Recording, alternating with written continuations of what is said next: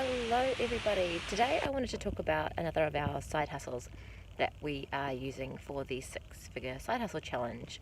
So the side hustle number 2 is stock photos, and I actually did not have any idea whatsoever until just recently that this was a option as a side hustle. So I thought I'd share a bit about what I've learned so far so that you can give this a go too if you wanted to. My name's Kelly Dawson, and together with my husband Ryan, we are on a journey to achieve financial freedom by 40, and our 6-figure side hustle is part of that challenge.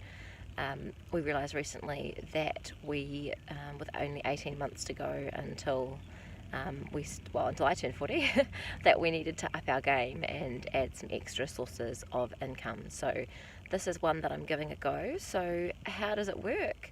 So basically, there are a lot of different websites where you can list your photos for sale. So the ones that I'm giving a try are Shutterstock and Alamy, but when I did some research, there were dozens and dozens of different websites that you could use. So do your research and have a look and see which ones you think might work for you. I thought that those two were really good because one of the big advantages of those was that you had the option to list on multiple websites. So some of the websites only allow you to list exclusively with them. Often you get a slightly higher royalty fee for your photos on those websites, but you do have to list exclusively, and then that limits you a little bit. So I thought, well, there's lots and lots of websites out there. If you wanted to, you could list your photos on 20 or 30 websites, for example, whereas if you choose for the royalty, the higher royalty and exclusive, then you are limited to just that one website. So for the time being, I'm just on Shutterstock and Alamy. And how it works basically is that you use your own original photos. So obviously they have to be photos that you've taken, not ones that you've found somewhere else. And I thought that was kind of cool because we've travelled a bit, and we had before we did our travels, I did a photography course, and we got a kind of good, good quality camera, and we had some really neat photos. And basically, they've been sitting on our computer for the last, 10 years plus, and not doing an awful lot. And I thought, well, that'd be really cool if you could actually make a little bit of money off those photos. So I went through our photos and I selected some of the best ones and uploaded those to those websites. And while the royalties you get are quite small per photo, I thought it was a really good option because it fit in really well with our 6-figure side hustle challenge rules, in that it's really scalable. So for me, I've only used photos so far that are ones that I'd already taken. I mean, we could go out and take more photos, but I thought, well, I've already got these photos on my computer, at least this doesn't require me to go out and do a lot. So it meets that the option of it being scalable. I don't have to go and do a lot of work to be able to achieve it. Also meets the hours for dollars, not being hours for dollars. So again, like if you can get your photos selling, you get them up on the websites, they're selling, you only have to spend the initial time either taking the photos and or uploading the photos. And like I said, for me, they were photos that we already had, so I didn't have to do anything to take those photos. So it can be done fairly quickly. It was something I did in an evening, sort of sitting down on the computer, uploading them and labeling them, that kind of thing. And then the other meets the part of our challenge of that there has to, it's something you can do from anywhere in the world. So obviously if you were traveling around the world, you could be uploading your travel photos if you wanted to. So you can do that from your phone or whatever, so from your laptop, anywhere in the world. So it's another side hustle that meets all of the rules for our challenge. And one of the things I wanted to note as well is that if you wanted to go out and take new photos, that's a good option as well.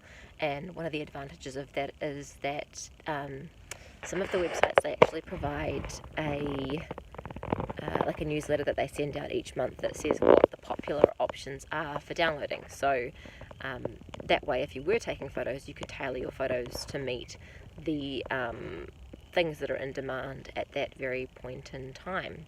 So if you're looking for a side hustle that you can do from home or do from anywhere in the world, like what we were looking for, then it's something you might like to give a go.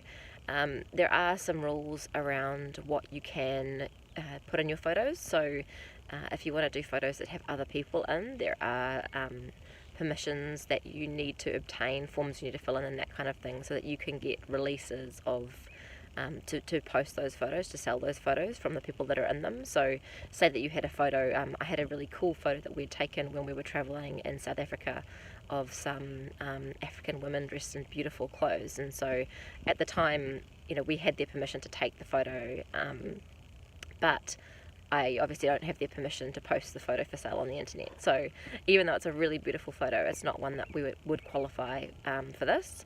And then some of the other photos that I had that I thought would be really cool from our travels, they have either recognisable branding or buildings in them.